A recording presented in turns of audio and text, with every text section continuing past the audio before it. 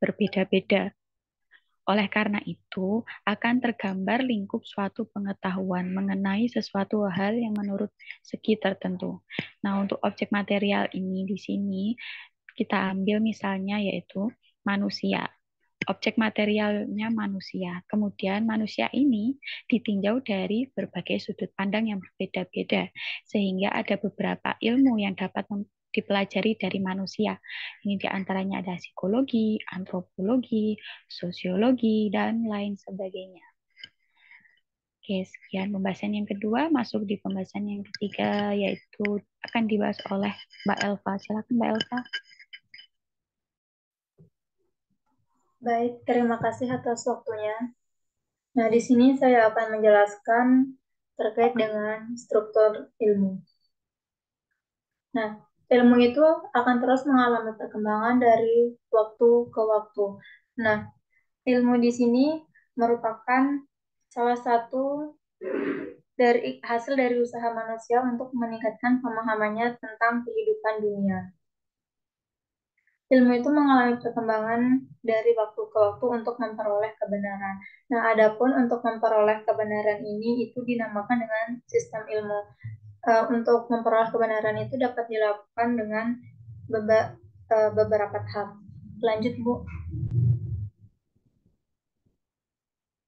Nah, yang pertama itu adalah perumusan masalah, yaitu penelaahan keilmuan dimulai dengan masalah. Masalah-masalah yang muncul harus dapat diselesaikan atau dapat dipecahkan dengan berbagai macam cara yang didukung dengan data-data. Hal itu juga sejalan yang dimana Prof. Sugiono juga mengungkapkan bahwa rumusan masalah itu merupakan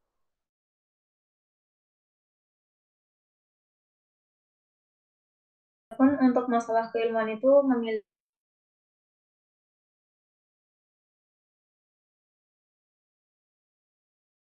yang pertama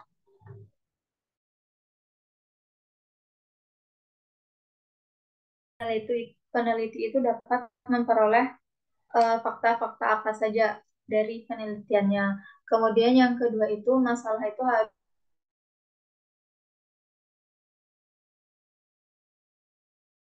lain. Jadi setelah kita melakukan pengujian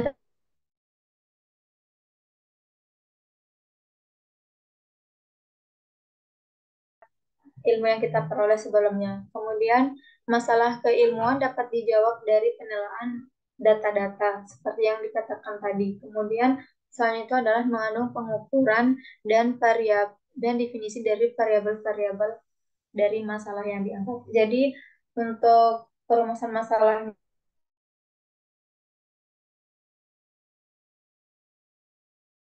perumusannya. Lanjut, Bu.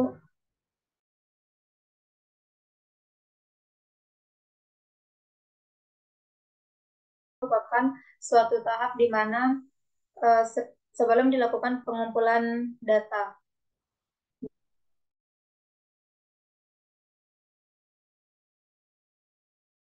Untuk mengumpulkan data, prosedur keilmuan membutuhkan adanya langkah perantara. Nah, langkah perantara ini pada hakikatnya berbentuk pemeriksaan dari masalah-masalah yang didefinisikan dan ditelaah dalam pengumpulan data. Lanjut, Bu. Nah, adapun di sini untuk tahap pengamatan dan deskripsi itu meliputi yang pertama tinjauan pustaka atau meninjau kembali dan membaca berbagai referensi yang terkait dengan penelitian atau buku-buku yang sesuai dengan masalah yang kita angkat atau yang serupa dengan penelitian kita. Kemudian yang kedua itu adalah mampu memutuskan apa yang akan diamati untuk memperoleh informasi yang sesuai. Nah, seorang ilmuwan ini harus dapat memutuskan tingkah laku apa saja, kemudian atau benda apa saja yang akan diamati, kemudian dideskripsikan dan dicatat agar dijadikan fakta-fakta dalam pengumpulan informasi. Lanjut, Bu. Kemudian ada teknologi menolong pengamatan. Nah, alam memperoleh ilmu yang diperlukan suatu teknik atau alat media yang berbeda untuk mendapat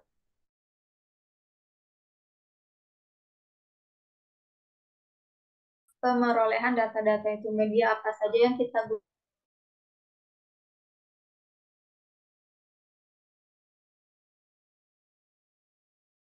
Pengukuran ini berarti membandingkan satu.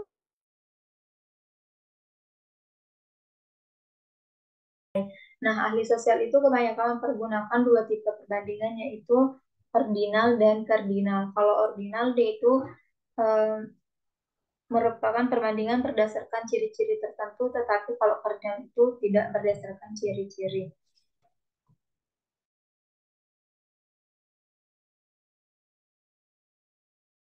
Kan pernyataan tentang bagaimana dan mengapa bisa seperti itu.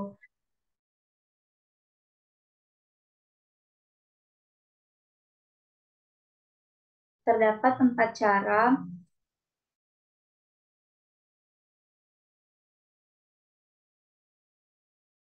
penjelasan probabilistik.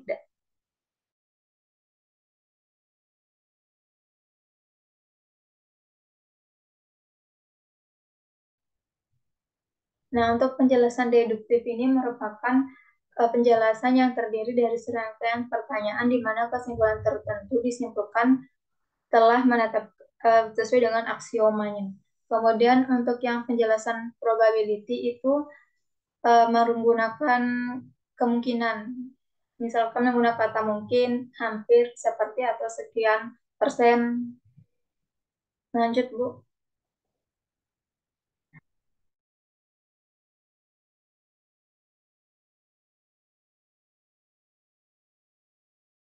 Itu dengan apa yang terjadi.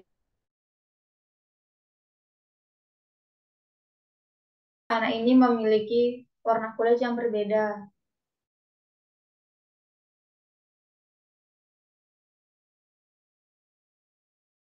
Fungsional di sini tuh memberikan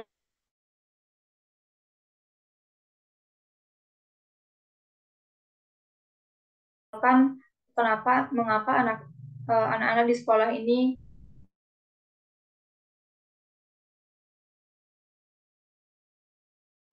di lingkungannya itu.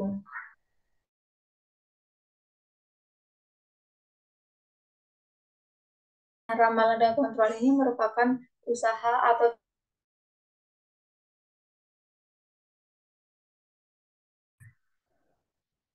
Nah, di sini untuk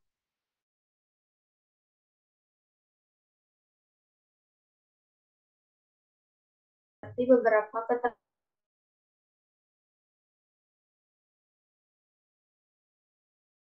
kita ambil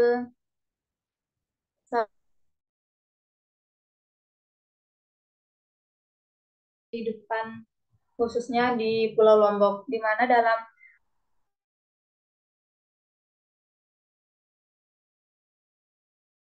Jawa itu adanya acara merang.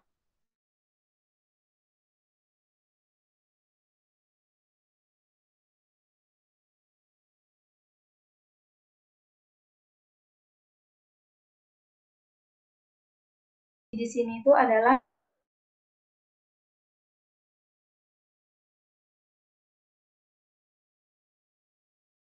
ini mempelajari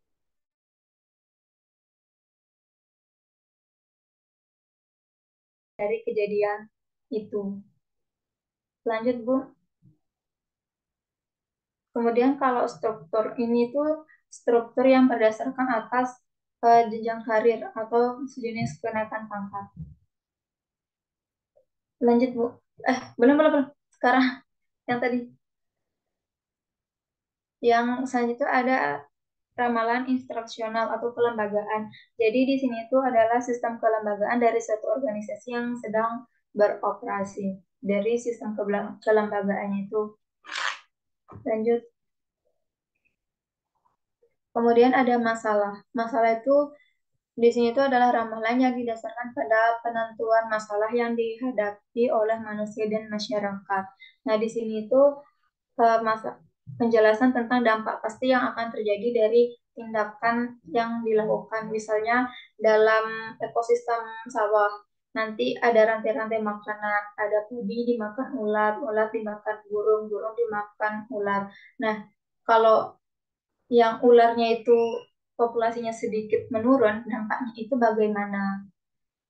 Kemudian yang selanjutnya itu adalah untuk yang ramalan tahap, di mana suatu cara untuk meramalkan sesuatu yang berdasarkan tahap dari suatu perkembangan yang berurutan. Nah, artinya ini tuh ada tahap-tahap perkembangan. Misalnya itu kita ingin mengamati perkembangan biji kedelai terhadap perlakuan yang pertama disiramnya itu pagi saja. Kemudian yang disiramkan yang kedua itu pagi dan sore. Nanti pertumbuhannya itu bagaimana? Lebih cepat yang siapa? Lanjut, Bu. Kemudian ada utopia. Nah, utopia ini merupakan ramalan yang membayangkan apa yang akan terjadi berdasarkan pengetahuan sekarang. Artinya, kemungkinan yang akan terjadi dari apa yang telah kita lakukan, tetapi didasarkan atas pengetahuan-pengetahuan yang telah ada atau berdasarkan tinjauan pustaka yang tadi. Nah, sekian dari saya serahkan kembali ke Ibu Rumi. Ya, terima kasih untuk Mas Rifki, Mbak Indah, dan Mbak Elva. Selanjutnya,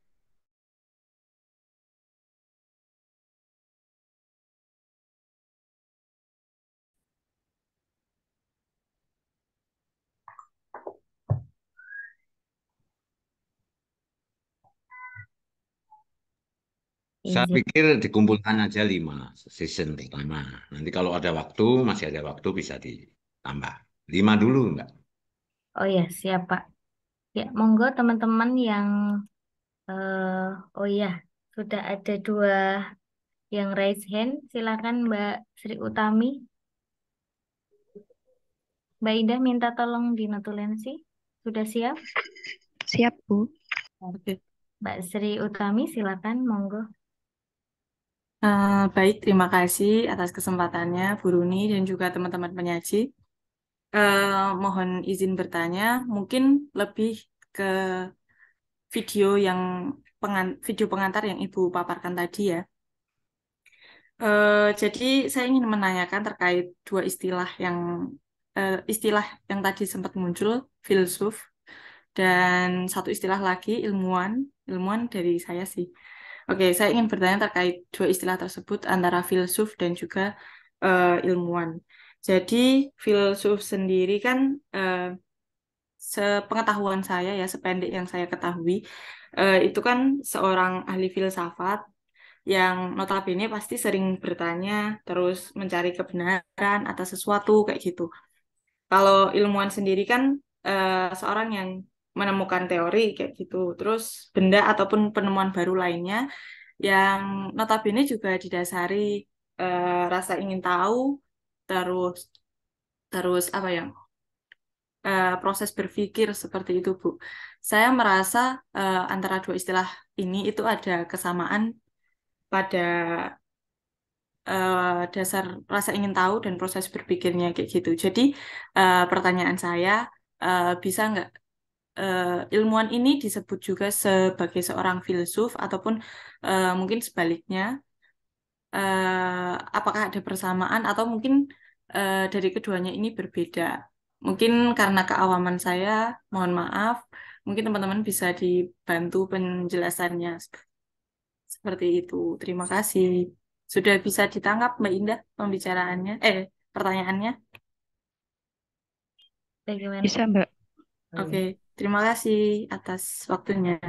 Terima kasih Mbak Tami atas tanggapan yang diberikan. Ada bagaimana ini tentang perbedaan filsuf dengan ilmuwan, apakah saling terkait, bisa disebut ilmuwan bisa disebut filsuf atau filsuf disebut ilmuwan. Nah, nanti kami minta waktu untuk menjawabnya ya. Ada yang mau bertanya lagi atau memberikan tanggapan? Oh ya, silakan Mas Azhar. Ya, terima kasih Mbak Roni atas kesempatan yang diberikan. Saya bertanya cukup singkat saja. Tadi saya sempat mendengar beberapa poin yang disampaikan oleh Mas Rifki terkait dengan realitas panca indera ya. Semoga saya nggak keliru. Nah, yang jadi pertanyaan saya kemudian, bagaimana kita bisa memastikan kebenaran dari sebuah realitas panca indera Sementara kita sendiri tahu bahwa panca indera itu terkadang melakukan beberapa kesalahan ya. Sebagai contoh mungkin kita sering salah menangkap ucapan yang disampaikan oleh teman, atau mungkin kita kadang sering ini salah menebak teman kita yang berada di kejauhan. Itu mungkin terima kasih. Waalaikumsalam.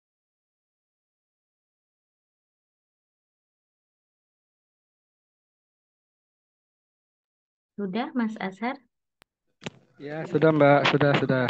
Mengonfirmasi pertanyaannya tadi terkait dengan eh, Realitas panca indera tadi yang dijelaskan oleh Mas Rifki. padahal terkadang panca indera itu menipu ya, Mas Azhar. Ya, karena dalam beberapa hal, beberapa kejadian panca indera melakukan kesalahan. Oke, siap. Terima kasih, Mas Azhar. Mungkin ada teman-teman yang lain yang akan menanggapi.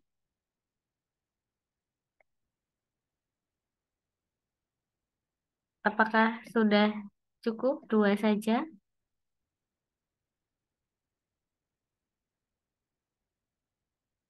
Oh, iya. Mohon izin Pak Bowo, ini ada penanya, dua penanya saja. Ya, oke nganu aja dijawab dulu nanti kalau ada tambah lagi waktunya kalau masih ada ditambah lagi. Sesinya dibuka lagi. Oke. Ya, siap. Ya, teman-teman mohon izin terlebih dahulu, barang 1 menit 2 menit untuk kelompok kami berdiskusi untuk mencari jawaban dari tanggapan dan pertanyaan teman-teman.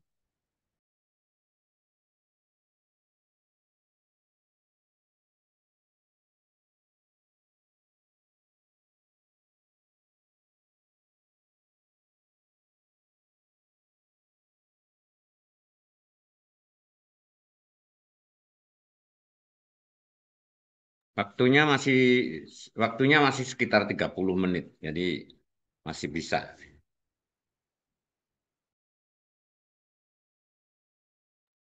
Mohon izin untuk diskusi sebentar ya, Pak Bowo.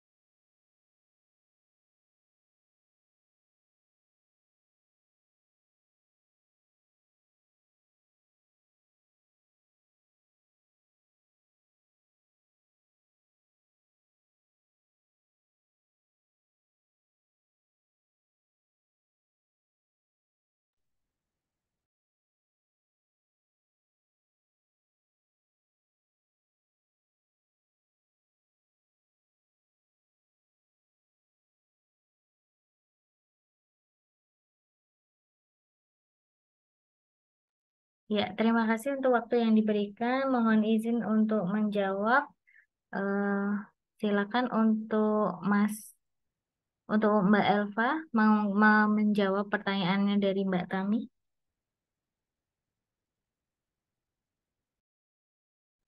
Mohon izin ya untuk menjawab apakah filsuf dan ilmuwan itu sama atau berbeda.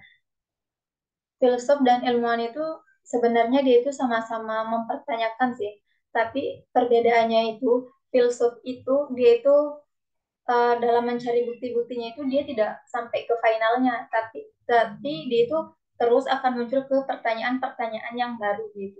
Nah, berbeda dengan ilmuwan, kalau ilmuwan dia itu mencari jawaban dari pertanyaan itu harus ke real-realnya, harus benar-benar terjawab melalui jalan ilmiah atau adanya data-data yang mendukung dari penyelesaian masalahnya itu. Jadi kalau ilmuwan itu menggunakan metode yang sudah benar-benar ada atau benar-benar terbukti untuk menghasilkan jawaban dari pertanyaannya. Itu sih. Mungkin ada yang mau menambahkan. Bagaimana Mbak Utami?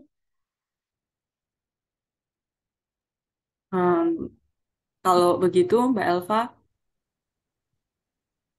Ya, kalau begitu, apakah setiap manusia yang berpikir itu udah bisa disebut filsuf?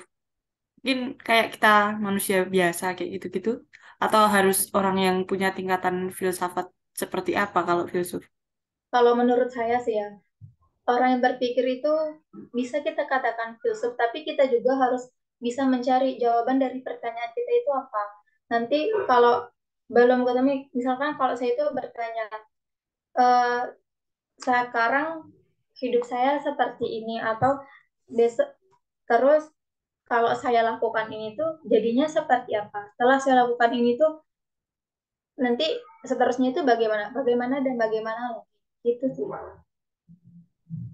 Tanpa ada pembuktian dari data-data untuk mencari jawaban yang benar-benar realnya gitu. Itu sih menurut saya. Mungkin ada tambahan lagi. Ya, izin menambahkan ya, Mbak Tami. Tadi seperti yang disampaikan di video, tadi pertama mengawali dari filsafat, kemudian lahirlah ilmu-ilmu dan sebagainya. Mengamini yang disampaikan oleh Mbak Elva, filsuf berangkat dari pertanyaan, oh apakah bumi berputar dan sebagainya, kemudian dilanjutkan oleh ilmuwan mendapatkan bukti-bukti ilmiah dengan perhitungan, dengan pengamatan dan sebagainya.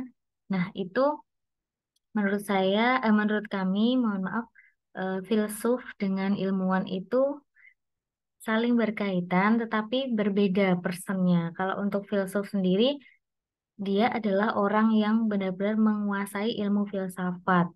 Nah, kalau filsafat itu kan seperti yang disampaikan tadi berasal dari kata philo, artinya cinta, dan sophia, yang artinya kebenaran ya tadi ya Mbak ya. Jadi filsuf itu orang yang atau pakar itu tentang kebijaksanaan dan cinta yang punya karakteristik tertentu, sudut pandang tertentu, dan cara berpikir tertentu. Jadi kalau filsuf itu mereka yang berpikir dengan teliti dan menurut aturan yang pasti. Jadi tidak boleh melanggar aturan berpikir yang telah dibuatnya sendiri atau prinsip begitu. Jadi seorang filsuf itu harus rasional, kemudian komprehensif, dia pikirannya bebas, kemudian universal. Jadi bisa diambil oleh ilmuwan-ilmuwan di berbagai bidang. Nah, kalau untuk ilmuwan sendiri itu hanya yang menguasai bidang ilmu sains tertentu. Jadi eh, dia mengambil dari apa yang sudah disampaikan filsuf, kemudian dia lakukan penelitian, pengamatan, berpikir secara empiris, sistematis, logis, kemudian objektif dan sebagainya. Kemudian mereka merumuskan masalah, melakukan pengamatan, percobaan, sampai menemukan kebenaran secara terperinci. Begitu, Mbak Tami, apakah bisa diterima? Bisa Bu, terima kasih atas penjelasannya ya teman-teman, atas pencerahannya. Ya, terima kasih. Ya, untuk pertanyaan Mas Azhar, silakan Mas Rifki.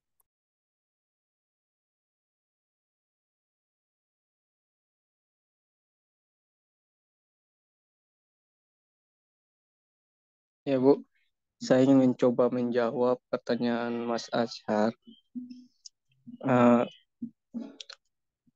Bagaimana memastikan kebenaran dengan panca indera, padahal panca indera itu kadang selalu salah dalam menangkap sesuatu. Untuk membuktikan kebenaran, kita memerlukan dengan beberapa panca indera seperti mata, mata, telinga, dan lain-lain. Dengan adanya panca indera, maka objek yang akan kita buktikan kebenarannya itu bisa kita menangkap. Setelah itu, kita masukkan ke dalam pikiran atau akal kita untuk membuktikan bahwa apakah kebenaran itu nyata, apakah benar-benar benar atau tidak.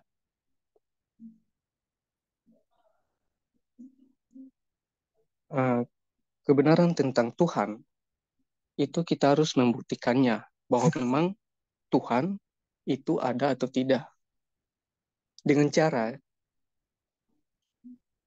kita melihat bahwa siapakah yang menciptakan dunia ini kalau tidak ada yang menciptakannya. Kalau menurut saya ya pasti ada.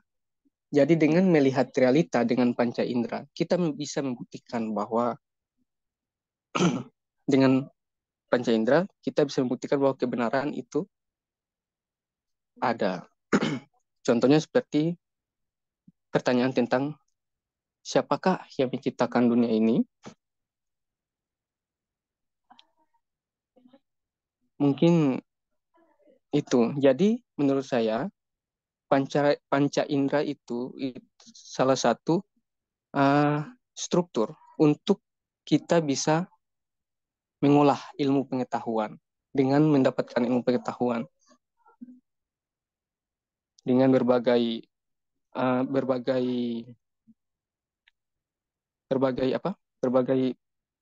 bantuan dari akal serta ilmu empiris atau pengalaman kita sebelumnya.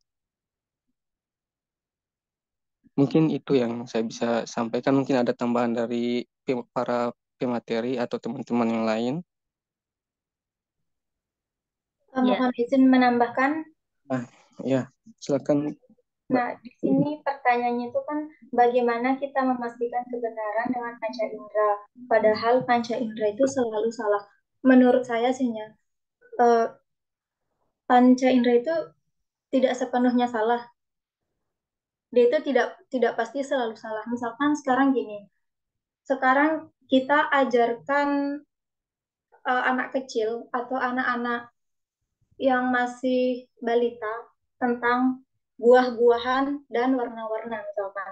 Jadi nanti di sana itu kita tunjukkan warnanya ini warna apa, kuning. Kemudian dia itu bisa melihat dengan panca inderanya, ini tuh kuning. Oh, jadi ini warnanya, ini yang warnanya kuning. Kemudian dengan perbedaan buah yang tadi digambarkan di video itu, ada buah pisang dengan buah semangka. Dia itu tidak sama. Jadi itu bisa dibuktikan dengan panca indera, di mana kita itu melihat bentuknya juga beda, itu bisa dari indera penglihatan, kemudian rasanya juga beda, itu bisa dari indera pengecap, kemudian tekstur dari kulitnya itu juga beda, itu bisa dari indera peraba. Itu sih menurut saya. Jadi untuk indera itu tidak sepenuhnya salah. Mungkin ada yang mau ditambahkan lagi? Mbak, saya boleh menambahkan? Silakan, Bu. Ini menarik ya. Menambahkan. Catat ya, kalau terus populasinya dicatat. Siapa dulu? Boleh, terserah moderator. Umihani, monggo. Terima kasih. Oke. Terima kasih atas waktunya. Ini menarik sekali ya tentang panca indera. Sebenarnya kalau misalnya ada yang bilang panca indera itu salah, itu tidak salah ya. Tapi persepsi manusia itu berbeda. Hakikatnya kan seperti itu ya. Makanya kalau misalnya kita melihat sesuatu, itu namanya bukan objektif, tapi subjektif. Misalnya kita lihat suatu benda, misalnya meja. Kalau misalnya ada A dan B melihat meja yang sama, kemungkinan warnanya ketika kita melihat dan bertanya gitu, ini warnanya apa? Mungkin ada yang bilang ini warnanya coklat, ada yang bilang ini warnanya sepertinya sedikit lebih oranye gitu. Sebenarnya tidak ada yang salah dari keduanya gitu kan. Tapi perspektif mereka terhadap warna itu berbeda.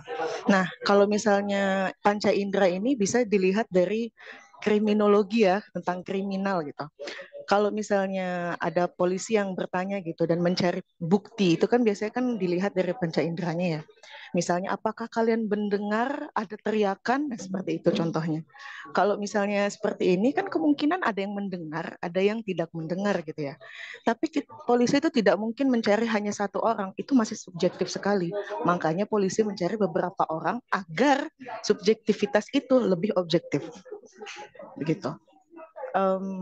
Misalnya contohnya lagi tentang melihat orang perampokan gitu ya, tapi perampokan ini kita tidak bisa mengidentifikasikan gitu, bagaimana sih orangnya gitu. Nah, banyak orang mungkin yang melihat, tapi berbeda gitu ya cara melihatnya. Misalnya wajahnya seperti apa sih, warna kulitnya seperti apa sih gitu. Kalau dilihat dari satu orang yang mungkin karena banyaknya witness gitu ya, yang melihat gitu, jadinya nggak bisa cuma satu orang aja gitu. Kalau memang banyak yang melihat misalnya, jadi mereka bertanya kepada semua orang itu gitu kan. Jadi sebenarnya persepsi tentang panca indera yang salah itu sebenarnya tidak ada ya, karena kalau menurut saya sendiri gitu, karena itu tuh subjektif, persepsi orang yang berbeda tergantung apa yang mereka lihat dan apa yang mereka dengar. Misalnya lagi tentang intonasi. Kalau di tiap daerah kan intonasi itu berbeda-beda ya gitu. Kalau orang Jawa Tengah itu mungkin halus intonasinya, tapi kalau orang Medan, wah tinggi sekali. Nah, mungkin gitu ya, ada orang Medan yang ngomong dengan orang Jawa Tengah dengan maksud yang biasa saja, tapi mereka anggap loh kok mereka kayak gitu sih, apa aku salah? Nah, gitu. Itu kan persepsi ya, gitu kan. Yang kita dengar seperti itu kan persepsi orang. Gitu. Ada yang bilang enggak kok, emang begini gitu. Ya tergantung orang itu sendiri sih sekarang mau mengobjektivitaskan atau mau tidak sih, seperti itu. Terima kasih atas waktunya. Ya, terima kasih banyak Mbak Umihani, ini luar biasa tanggapannya. Saya sepakat tadi dengan jawaban dari Mas Rifki, Mbak Elva, dan juga Mbak Umihani terkait dengan panca indera ya. Nah itu memang seperti yang disampaikan oleh Mbak Umihani, kalau hanya satu nanti disebutnya subjektif, sehingga harus ada beberapa atau lebih dari satu sehingga nanti mendekati ke objektif. Begitu untuk Mas Azhar, tadi izin baru ke toilet, jadi saya rasa pertanyaannya Mas Azhar sudah cukup terjawab. Dilanjutkan, tadi ada yang mau bertanya lagi, Mas Azul atau Mas Akrimi?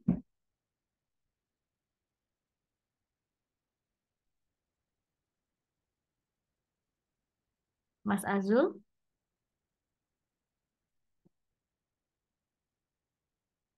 Tadi saya ingin menambahkan sih bukan bertanya. Oh Cuman ya, udah terjawab. mau menambahkan lagi boleh Mas Azul. Silakan. Sharing-sharing kita sore ini. Ya Pak Saya Bu. pikir saya pikir semua jawaban dari teman-teman saya sepakat dan setuju juga sih. Jadi lebih baik kita cari pertanyaan yang lain, kita bahas yang lain karena saya rasa udah sangat-sangat terjawab tadi. Oh ya, siap. Terima kasih Mas Azul. Mas Akrimi bagaimana?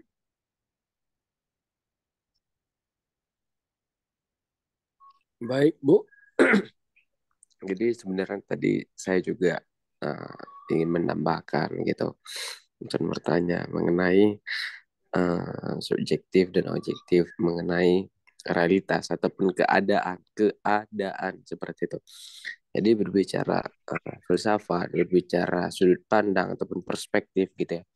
Karena sebenarnya itu kembali lagi kalau dalam filsafat yang saya ketahui, sebenarnya yang diajarkan filsafat itu berbicara masalah keadaan, sudut pandang ataupun perspektif terhadap suatu hal, itu juga didasari dari kesepakatan seperti itu. Jadi misalnya seperti Mbak Umiani tadi katakan itu kesepakatan yang lahir dari berkelompok seperti itu. Seperti Mbak Umiani tadi mencontohkan bahwa Medan sepakat orang Medan dengan logat mereka itu ya mereka itu halus bagi mereka. Itu kesepakatan mereka. Sedangkan orang Jawa juga seperti itu. Nah, itu kita sering terjadi kesalahpahaman pada titik itu seperti itu.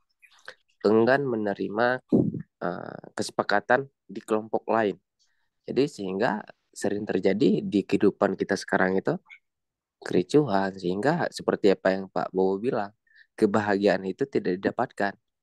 Karena kenapa? Kebanyakan dari kita itu menolak kesepakatan ataupun keadaan yang sedang terjadi di realitas kelompok tersebut. Nah, mungkin seperti itu. Jadi berbicara realitas itu seperti pertanyaan Mas Azhar tadi itu ya, kembali kita sudut pandang kita memahami konsep ada itu karena juga didasari dari kesepakatan kelompok itu. Mungkin kelompok lain tidak merasa pun bersepakat bahwa itu tidak ada wujudnya, ya tidak ada seperti itu. Mungkin seperti itu tambahan dari saya, Mbak. Mohon maaf, terima kasih. Ya, terima kasih Mas Akrimi dan teman-teman tadi yang sudah menyajikan dan juga bertanya, menanggapi. Apakah masih ada yang akan menanggapi atau bertanya? Masih ada 10 menit.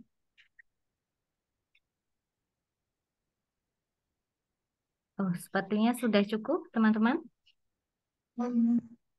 Oh ya, mohon izin Pak Bowo, saya kembalikan ke Pak Bowo. Masih ada 10 menit untuk diskusi sudah selesai.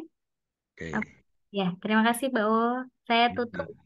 Assalamualaikum warahmatullahi wabarakatuh. Ya, bagus. Cuma nanti diberi waktu yang cukup untuk teman-temannya mendiskusikan. Jadi, karena makalahnya sudah dibagi sebelumnya, artinya maka PPT Anda untuk mempresentasikan itu hanya poin-poin saja yang bisa mendorong keingintahuan. Tapi, oke, saya merasa bahwa presentasi yang mengawali hari ini ya, awal dari presentasi yang pertama kali sangat bagus dan untuk kelas ini, kelas by RPL ya, sekarang kan sudah tidak ada bedanya RPL sama yang reguler karena udah bareng ya. Kita beri plus kepada mereka ya. Nah, artinya dan untuk minggu depan saya pikir yang kelompok 2 saya pikir siap-siap aja beri kesempatan dan bagi teman-teman yang lain tuh silakan aja diskusi ini terjadi perdebatan tidak apa. Dan dalam filsafat itu salah dan tidak salah itu eh, sangat tipis juga. Jadi seperti halnya tadi dikatakan ilmuwan sama filsuf itu. Filsuf kalau ada orang bilang itu filsuf itu kan itu pengakuan saja. Tapi kalau dalam proses Anda berfilsafat gitu ya, Anda ya sebenarnya bisa dikatakan filsuf. Proses merefleksikan segala sesuatu, kemudian Anda berpikir kembali secara kritis mendalam gitu. Entah diakui entah tidak. Jadi kalau masalah masalah filsafat itu bukan masalah dukungan, Mbak. Ya. Atau saudara-saudara sekalian. Orang berfilsafat itu tidak harus didukung, butuh dukungan. Kayak yang butuh dukungan itu hanya politik. Politik entah benar, entah baik, entah jelek, entah tidak. Itu kalau didukung enggak masalah, menang. Gitu. Kalau orang berfilsafat itu memang tidak butuh dukungan. Ya. Kalau didukung ya bagus ya. Pada akhirnya seperti sekarang sudah diakui tentang beberapa ide dan inspirasi dari Plato maupun Aristoteles itu banyak dikutip atau menginspirasi kita, termasuk tadi pandangan tentang realitas itu apa gitu misalkan. Realitas itu ada atau tidak ada gitu kan ya. Kalau Plato mengatakan bahwa realitas itu sebenarnya sudah ada di sini loh. Ini hanya wujud, manifestasi. Kalau si Aristoteles mengatakan bahwa realitas itu ya ini gitu loh, yang bisa ditangkap pandai indera itu. Pada akhirnya memunculkan yang disebut empirisme, ya, ya, itu ya. Semuanya itu harus nyata. Kalau Plato sebenarnya itu sudah ada di dunia sini loh, di sini kenyataan itu, di dunia ide tadi ya. Dan kalau yang terjadi seperti meja itu sebenarnya bentuk meja itu sudah ada di sini ya. Begitu Anda lihat, oh ini meja gitu loh. Atau kursi. Nggak mungkin kan di main Anda itu Anda lihat kursi lalu bilang, oh ini jangan-jangan meja ini. Itu kan nggak. Ini sudah ada di sini. Kira-kira hanya begitu. Tapi menurut saya perdebatan atau diskusi kita sore hari ini cukup produktif. Selamat pada saudara-saudara. Saya senang sekali dan saya berharap kelompok dua bisa membuat saya lebih bingung. Saya senang kalau saya bingung ya, karena saya akan mencari jawab itu selalu. Membuat saya goyah ya. Seperti tadi ada yang tanya bahwa kalau ada yang ada itu bahwa mesti ada yang menciptakan. Belum tentu. Gitu loh. Ada filsafat yang mengatakan tidak. Dunia ini terjadi bukan karena ada kreator, tetapi memang berproses saja. Sesuai dengan teorinya Darwin ya. Karena misalkan Anda pikir deh, bahwa bumi ini sudah hampir 4,5 miliar tahun lah usianya. Sudah memperbaharui sendiri, termasuk ditemukannya dinosaurus dan sebagainya. Apa itu? Ternyata bumi itu pernah hancur, kemudian memperbaiki sendiri dan berproses sendiri. Lalu siapa kreatornya? Ada nggak? Ya, kalau kita berpikir itu mesti jadi perdebatan. Ya, ada kreator dan ada yang diciptakan, ada penciptanya. Itu kan pertanyaan-pertanyaan positivistik ya, gitu. Sebab akibat dan sebagainya. Kalau di dunia filsafat itu menjadi sebuah pertanyaan dan bisa dipermasalahkan, bisa diperdebatkan, bisa dengan segala macam pemikiran-pemikiran baru. Oke, terima kasih atas presentasi hari ini. Salam sehat selalu dan jangan pernah lupa bahagia. Sampai ketemu minggu depan ya. Oke. Siap, terima kasih. Terima kasih. Terima kasih, Pak. Terima kasih, Pak. Terima kasih, Pak. Terima kasih, Bapak. Terima kasih, Pak.